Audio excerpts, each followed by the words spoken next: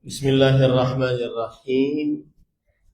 Innal hamdalillah nahmaduhu wa nasta'inuhu wa nastaghfiruh wa na'udzu billahi min shururi anfusina wa sayyiati a'malina. Man yahdihillahu fala mudilla lahu wa man yudlil fala hadiya lahu.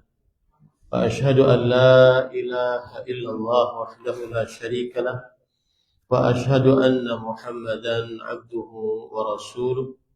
Ya ayyuhalladzina amanu taqullaha haqqa tuqatih wa la tamutunna illa wa antum muslimun.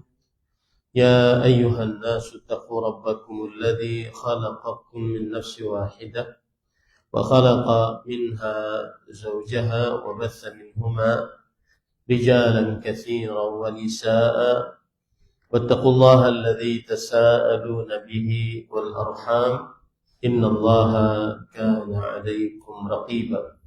Ya ayyuhalladzina amanu taqullaha wa qulu qawlan sadida yuslih lakum a'malakum wa yaghfir lakum dhunubakum wa man yuti'illaha wa rasulahu faqad faza fawzan 'azima. Amma ba'd. Fa inna asdaqal hadits kitabullah wa ahsanal hadi hadi Muhammadin sallallahu alaihi wa ala alihi wasallam wa syarral umuri muhdatsatuha wa kullu muhdatsatin bid'ah wa kullu bid'atin dhalalah wa kullu dhalalatin finnar.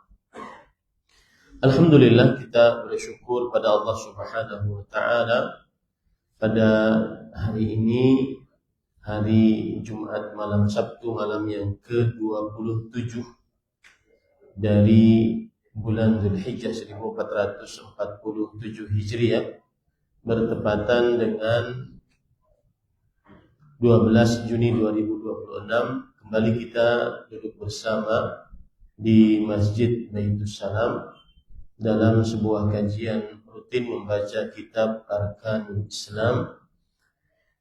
Dan pada kesempatan kali ini kita masih di dalam Ar-Ruknu Ats-Tsani, rukun yang kedua, yaitu perihal sholat. Salawat dan salam semoga selalu Allah berikan kepada Nabi kita Muhammad sallallahu alaihi wa alihi wasallam, pada keluarga beliau, para sahabat, serta orang-orang yang mengikuti beliau sampai hari kiamat kelak. Dengan nama-nama Allah yang husna dan sifat-sifatnya yang ulia, kita berdoa, Allahumma inna nas'aluka ilman nafi'an wa rizqan tayyiban wa amalan mutaqabbala. Allahumma amin. Ahibati fillah, afani Allah wa iyyakum, Bapak, Ibu, saudara-saudari yang saya cintai karena Allah, jemaah Masjid Baitus Salam. Semoga Allah Subhanahu wa taala selalu memberikan afiat kepada kita di dunia dan di akhirat. Pada kesempatan kali ini kita melanjutkan membaca kitab Arkanul Islam, dan malam ini adalah nomor yang ke-12, Salatul Jamaah. Salat berjamaah.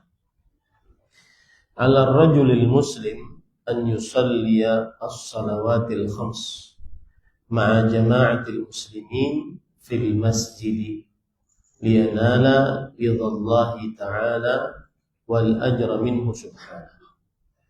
Wa salatul jama'ati tafdulu ala salatil fardi 27 darajah. Fa fi hadits Ibn Umar radhiyallahu anhuma أن رسول الله صلى الله عليه وسلم قال صلاة الجماعة أفضل من صلاة الفذ ب27 درجة. متفق عليه. أما المرأة المسلمة فصلاتها في بيتها أفضل من صلاتها مع الجماعة. بسم الله الرحمن الرحيم. الحمد لله والصلاة والسلام على رسول الله وعلى آله وصحبه ومن والاه. 12 sholat berjamaah. Bagi laki-laki hendaklah melaksanakan sholat wajib 5 waktu di masjid secara berjamaah untuk memperoleh ridho dan pahala dari Allah Subhanahu wa Ta'ala. Pahala sholat berjamaah 20 derajat lebih afdal dibanding sholat munfarid atau sholat sendirian. Sebagaimana ditegaskan dalam hadis yang diriwayatkan dari Ibnu Umar radhiyallahu anhu bahwa Rasulullah sallallahu alaihi wasallam bersabda, sholat berjamaah pahalanya 27 derajat lebih afdal daripada sholat munfarid. Muttafaqun alaih. Adapun wanita muslimah, sholat di rumahnya lebih afdal daripada sholat di masjid. Baik. Ahibati fillah, afani Allah wa iyyakum. Di sini disebutkan bagi laki-laki hendaklah melaksanakan sholat wajib 5 waktu di masjid secara berjamaah. Poin yang pertama yang ingin kita bahas di dalam perkara ini adalah yaitu kata-kata bagi laki-laki. Bagi laki-laki. Laki-laki yang dimaksud adalah muslim, baligh, berakal. Muslim, baligh, berakal. Dan tentunya apabila laki-laki tersebut belum baligh, maka tidak masuk di dalam hitungan kata laki-laki di dalam poin ini. Jadi bagi laki-laki maksudnya adalah muslim, baligh, berakal. Baik. Kemudian yang ingin kita bahas juga adalah hendaklah. Penulis di sini tidak terlalu jelas untuk menyebutkan kata hendaklah. Apakah dia wajib ataukah dia sunnah ataukah dia fardu ain. Para ikhwah yang dirahmati oleh Allah Subhanahu wa ta'ala,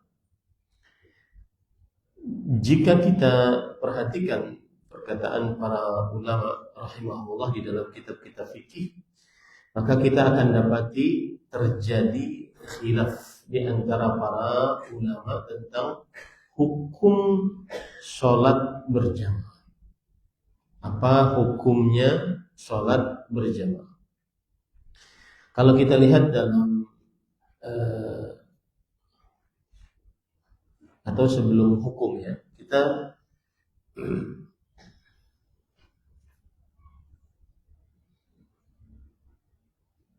masuk kepada definisi dulu. Apa yang dimaksud dengan sholat berjamaah?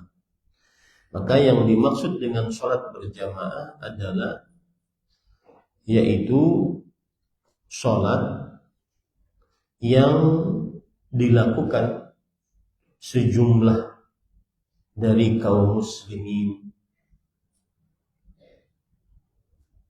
dan paling sedikit adalah satu imam dan satu makmum. Salat yang dilakukan oleh sejumlah kaum muslimin dan yang paling sedikit dilakukan oleh satu imam, satu makmum. Nah, ini adalah pengertian dari sholat berjamaah. Baik. Kemudian yang kedua, hukum sholat berjamaah. Seluruh ulama Islam bersepakat bahwa mendirikan sholat 5 waktu di masjid adalah termasuk syiar agama Islam yang paling agung. Termasuk syiar agama Islam yang paling agung. Mendirikan sholat berjamaah 5 waktu di masjid termasuk syiar agama Islam yang paling agung. Kemudian mereka berbeda pendapat tentang hukum secara fikih. Pendapat yang pertama, ada yang mengatakan fardu ain. Fardu ain. Dan ini adalah pendapat Imam Ahmad dan para imam-imam salafus saleh dan juga ulama-ulama ahli hadis. Para Imam Ahmad, para imam, para salafus saleh dan ulama-ulama ahli hadis. Pendapat yang kedua, fardu kifayah. Fardu kifayah. Dan ini adalah pendapat yang rajih di dalam madhab Syafi'i. Pendapat yang rajih di dalam madhab Syafi'i. Dan ini adalah pendapat sebagian ulama madhab Maliki. Dan juga salah satu pendapat dalam madhab Imam Ahmad. Jadi kalau saya katakan salah satu pendapat berarti menunjukkan bahwasanya pendapat-pendapat yang lain adalah selain itu. Jadi pendapat yang kedua adalah fardu kifayah. Dan ini adalah pendapat yang rajih di dalam mazhab Syafi'i. Dan salah satu pendapat dari sebagian ulama mazhab Maliki dan salah satu pendapat dalam mazhab Imam Ahmad. Kemudian yang ketiga, sunnah muakkadah. Sunnah muakkadah, dan ini adalah pendapat yang masyhur di antara ulama mazhab Imam Abu Hanifah. Sunnah muakkadah. Dan ini adalah pendapat kebanyakan ulama mazhab Maliki. Dan ini adalah pendapat kebanyakan dari ulama mazhab Syafi'i. Dan ini adalah salah satu riwayat dari pendapat Imam Ahmad rahimahullahu ta'ala. Jadi ini pendapat yang masyhur, yang dikenal dari ulama mazhab Imam Abu Hanifah. Dan pendapat yang paling banyak dari ulama mazhab Maliki dan Syafi'i. Dan disebutkan ini adalah salah satu riwayat dari pendapat Imam Ahmad. Kemudian yang keempat, pendapat yang keempat adalah fardu ain dan syarat sahnya sholat. Fardu ain dan syarat sahnya sholat. Artinya, jika tidak sholat berjamaah, maka tidak sah sholatnya tanpa ada alasan. Tanpa ada alasan. Baik. Ahibati fillah, afani Allah wa iyyakum. Dan ini adalah pendapat sebagian dari ulama-ulama yang terdahulu dalam madhab Imam Ahmad. Dan ini adalah pendapat sebagian ulama salaf. Dan ini pendapat Ibnu Hazm.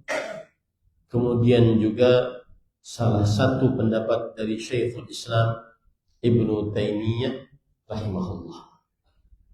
Inilah 4 pendapat di dalam hukum sholat berjamaah. 4 pendapat di dalam hukum sholat berjamaah. Saya ulangi, pendapat yang pertama yaitu fardu ain. Dan ini adalah pendapatnya Imam Ahmad dan para ulama, para salafus salih dan ahli hadis. Yang kedua fardu kifayah, dan ini adalah pendapat yang rajih dari mazhab Syafi'i dan salah satu pendapat dari ulama mazhab Maliki dan salah satu pendapat dalam mazhab Imam Ahmad.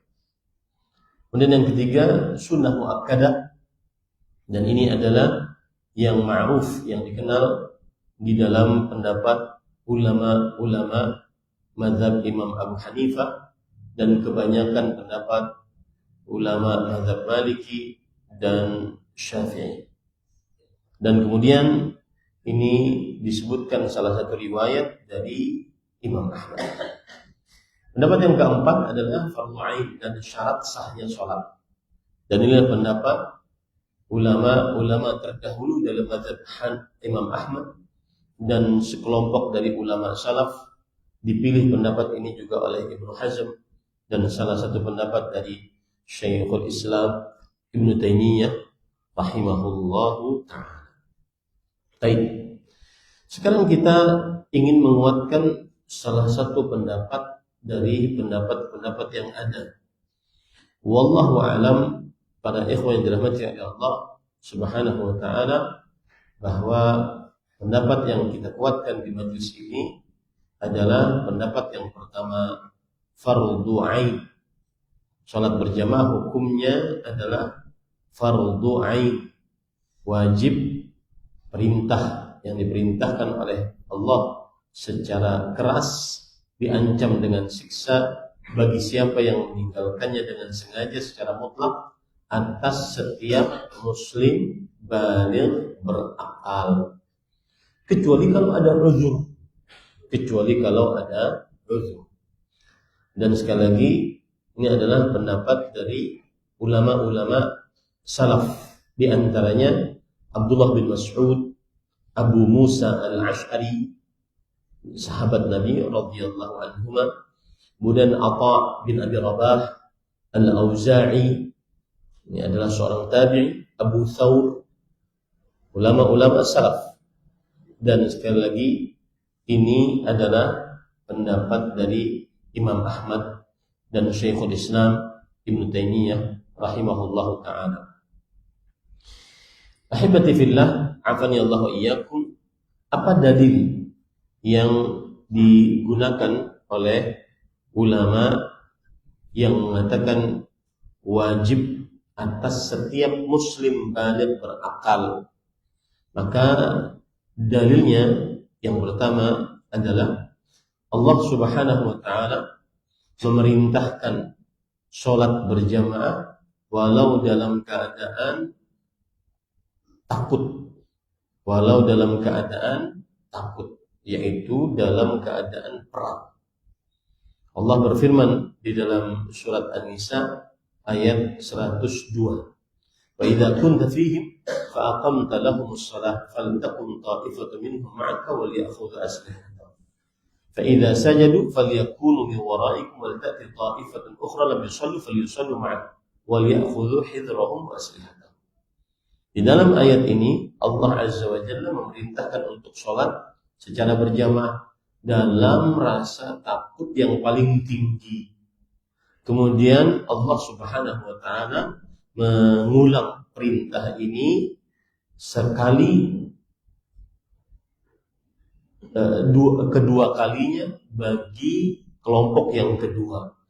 Kalau seandainya sholat berjamaah adalah hukumnya sunnah, maka niscaya yang paling patut untuk mendapatkan alasan agar bisa gugur kewajiban sholat berjamaah adalah orang yang mempunyai rasa takut saat peperangan.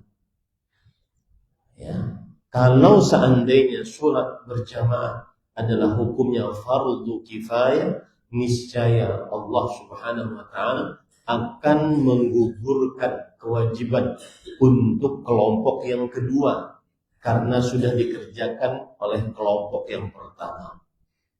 Ini menunjukkan bahwasanya sholat berjamaah hukumnya fardhu ain, kewajiban atas setiap muslim baligh berakal. Bisa dipahami ya pendalilannya? Dalilnya surat An-Nisa ayat 102. Pendalilannya adalah kalau seandainya pendalilannya adalah Allah memerintahkan untuk melaksanakan sholat secara berjamaah dalam keadaan rasa takut yang sangat tinggi. Kemudian yang kedua, Allah memerintahkan atau mengulang perintah ini untuk mengerjakan sholat berjamaah dalam keadaan rasa takut bagi kelompok yang kedua. Jadi ada kelompok pertama sholat berjamaah dalam keadaan terbatas, kemudian ini selesai diganti oleh kelompok yang kedua. Kelompok yang kedua tetap diperintahkan oleh Allah Subhanahu wa taala untuk untuk mengerjakan sholat secara berjamaah. Baik. Dalil yang kedua, Quran surat Al-Baqarah ayat 43. Dan saya berpesan kepada para ikhwah saat belajar seperti ini harus benar-benar paham. Ada dalil, kemudian ada inti dalil, dan ada sisi pendalilan. Ada dalilnya surat Al-Baqarah ayat 43. Allah Subhanahu wa taala berfirman, "Wa aqimus shalah wa atuz zakat warka'u ma'ar raki'in." Dan dirikanlah oleh kalian seluruhnya sholat, dan bayarlah oleh kalian seluruhnya zakat, dan rukuklah oleh kalian seluruhnya bersama orang-orang yang rukuk. Itu dalilnya Al-Baqarah ayat 43. Inti dalilnya mana? Yaitu warka'u ma'ar raki'in, dan rukuklah kalian seluruhnya bersama orang-orang yang rukuk. Sisi pendalilannya, Allah Subhanahu wa taala memerintahkan mengerjakan sholat secara berjamaah.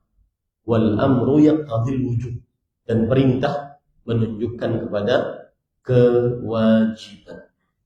Di dalam ayat ini Allah mengatakan wa warka'u, rukuklah bersama orang-orang yang rukuk. Dan kalau kita lihat, saya bacakan dari tafsir Imam Ibnu Katsir rahimahullah pada ayat ini, warka'u ma'ar raki'in. Kita perhatikan Imam Ibnu Katsir rahimahullah ta'ala berkata,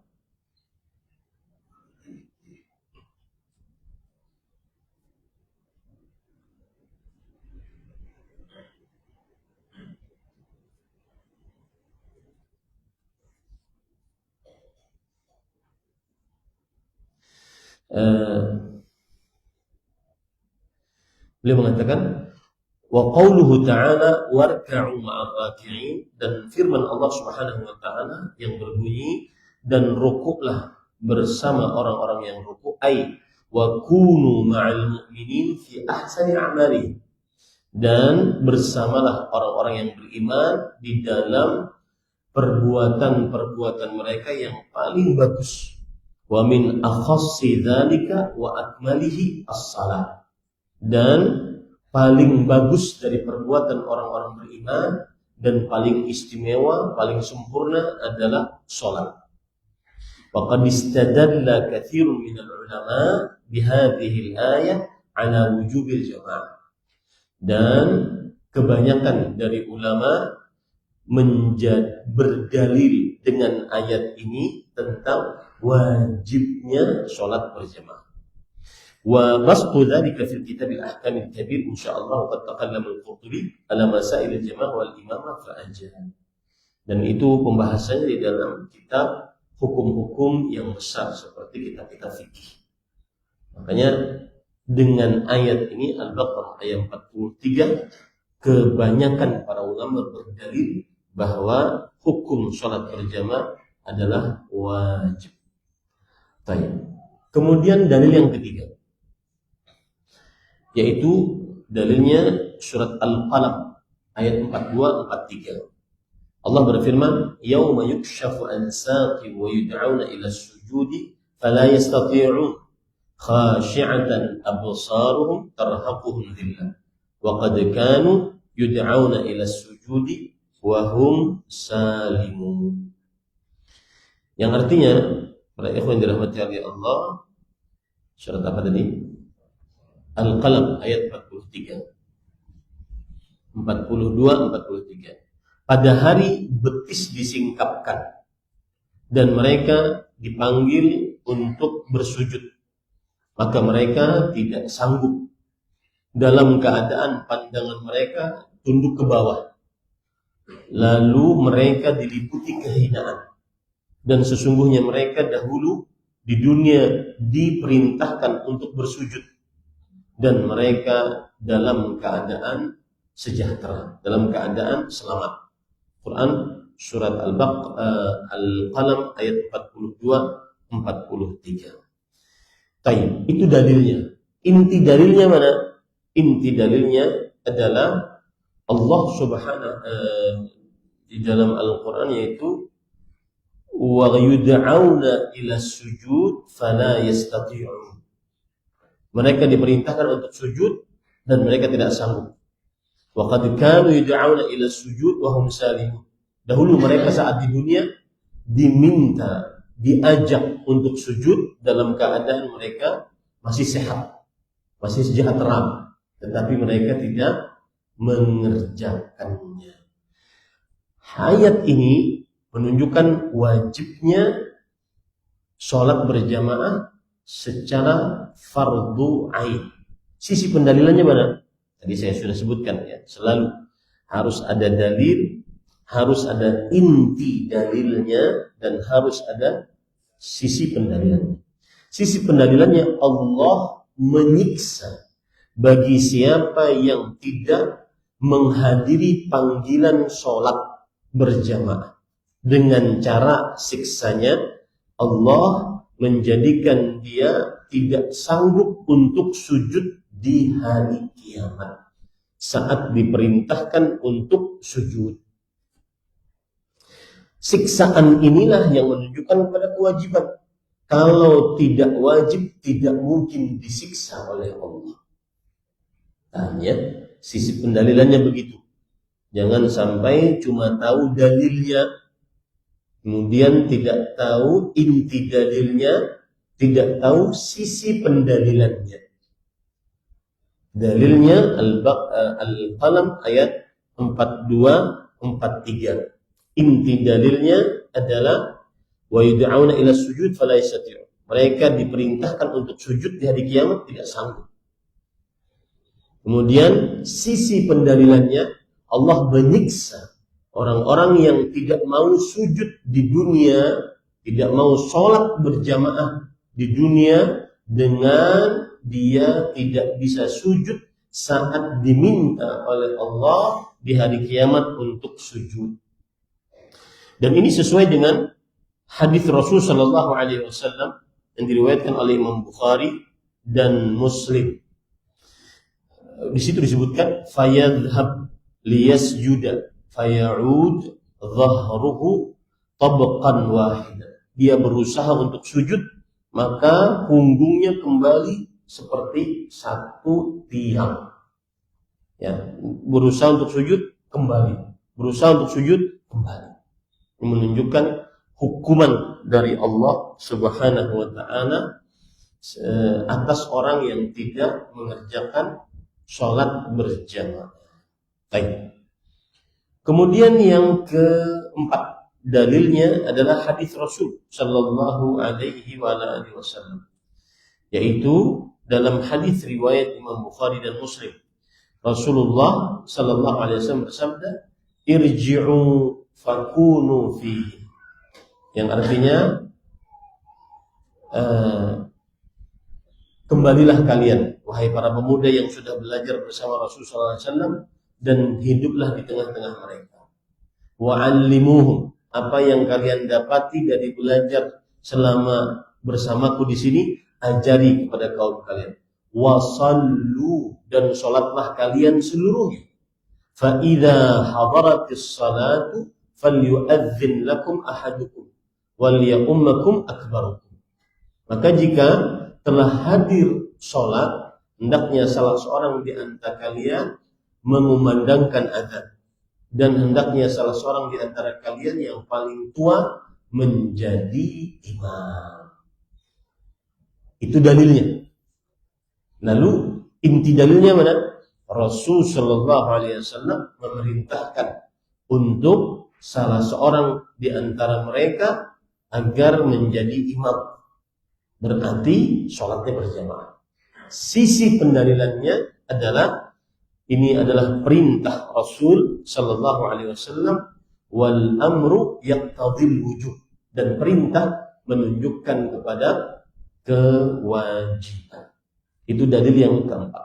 Dalil yang kelima, yaitu hadis yang diriwayatkan oleh Imam Bukhari dan Muslim, bahwa Rasulullah Sallallahu Alaihi Wasallam ingin membakar rumah-rumah orang yang tidak sholat berjamaah. Beliau bersabda, "Laqad hamamtu an amura rajulan yusalli bin nas." Aku ingin memerintahkan orang-orang aku ingin memerintahkan seseorang untuk menjadi imam.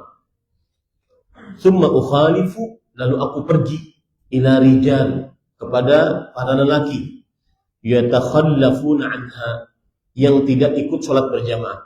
Fa'amura bihim fayuharriqu alaihim bihasbil hatab buyutah. Kemudian aku akan keluarkan mereka dan aku akan perintahkan untuk dibakar rumah-rumah mereka. Untuk dibakar rumah-rumah mereka. Para ulama mengatakan hadis ini menunjukkan wajibnya sholat berjamaah. Kenapa? Jikalau sholat berjamaah hukumnya fardu kifayah atau sunnah, maka tidak mungkin Rasulullah SAW mengancam untuk membakar rumah-rumah orang yang meninggalkan amalan sunnah. Mungkin. Kalau seandainya itu hukumnya sunnah atau fardu kifayah, tidak mungkin Rasulullah Sallallahu Alaihi Wasallam mengancam orang-orang yang meninggalkan sholat berjamaah dengan dibakar rumah. Kenapa? Pembakaran rumah menunjukkan bahwa mereka sudah meninggalkan sesuatu yang wajib. Ya, tidak mungkin diperintahkan untuk membakar rumah kecuali karena mereka meninggalkan sesuatu yang wajib. Itu dalil yang kelima. Dalil yang keenam, hadis riwayat Imam Muslim, bahwa Nabi Muhammad SAW didatangi oleh seorang lelaki yang buta. Kemudian beliau berkata, "Ya Rasulullah, innahu laysa liqa'id yaquduni il masjid." Aku tidak punya penuntun yang menuntunku ke masjid. Kemudian orang tersebut meminta keringanan untuk tidak sholat berjamaah, agar dia sholat di rumahnya. Lalu Rasulullah SAW memberikan keringanan kepada orang buta tersebut. Tetapi ketika orang buta tersebut mau pulang, Rasulullah SAW bersabda, "Hal tasma'un nida bis salat?" Apakah engkau mendengar azan dikumandangkan untuk mengerjakan sholat di masjid? Orang tersebut menjawab, "Iya." Kemudian Rasulullah SAW menjawab, "Fa'ajib, kalau begitu penuhi panggilan azan." Penuhi panggilan azan. Dan di dalam riwayat yang lain disebutkan bahwa orang buta ini syasi'ud dar, rumahnya jauh. Rumahnya jauh. Ini tambahan kesulitan. Sudah buta, tidak punya penuntun, rumahnya jauh. Ya. Kemudian di dalam riwayat yang lain ada tambahan, "Inna bil Madinah katsiratul hawami was-siba'." Di kota Madinah banyak binatang buas. Tambahan yang keempat. Kemudian tambahan yang kelima dalam riwayat yang lain, orang ini tua. Orang ini tua. Tetapi Rasul Shallallahu Alaihi Wasallam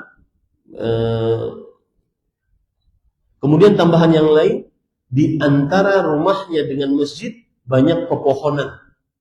Banyak pepohonan. Jadi ada 6. Buta, rumahnya jauh, tidak ada penuntun, banyak binatang buas, banyak pepohonan, kemudian orang tua. Ya, ini sebagaimana disebutkan oleh Imam Ibnu Qayyim al-Jauziyah rahimahullah dalam kitab beliau As-Salat.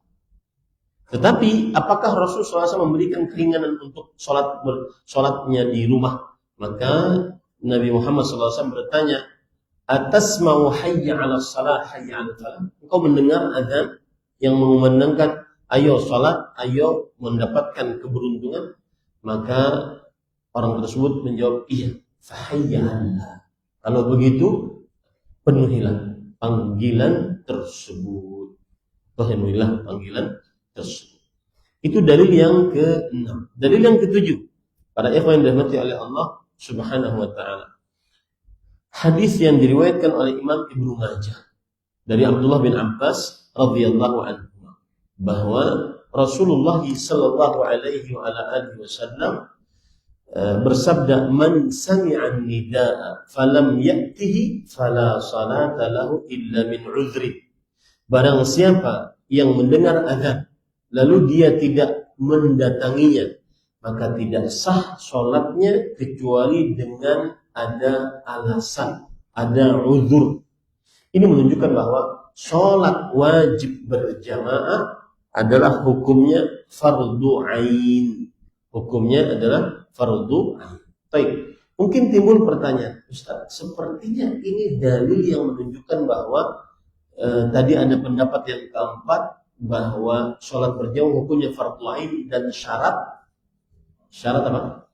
Sahnya sholat. Karena disebutkan dalam hadis ini, la sholata, tidak ada sholat bagi yang mendengar azan lalu dia tidak mendatanginya kecuali dengan uzur. Tidak ada sholat. Kata-kata tidak ada sholat, wallahu a'lam, bukan berarti tidak sah sholat. Tetapi yang dimaksud adalah la sholata kamilatan. Tidak ada sholat yang sempurna. Bukan berarti tidak. Bukan berarti apa tidak? Tidak sah. Subhanallah. Salah kali itu. Baik, para ikhwan yang dirahmati oleh Allah Subhanahu wa taala. Kalau begitu kita cukupkan ya. Jadi itulah 7 dalil yang menunjukkan wajib sholat berjamaah. Kita akan lanjutkan nanti dalil-dalil yang lain, ada sekitar 12 atau 13 dalil yang menunjukkan wajibnya sholat berjamaah secara fardu ain. Setiap muslim balik berakal wajib menghadiri sholat 5 waktu berjamaah di masjid. Ini yang bisa disampaikan. Wallahu a'lam. Sallallahu alaihi wa sallam. Alhamdulillahirabbil alamin.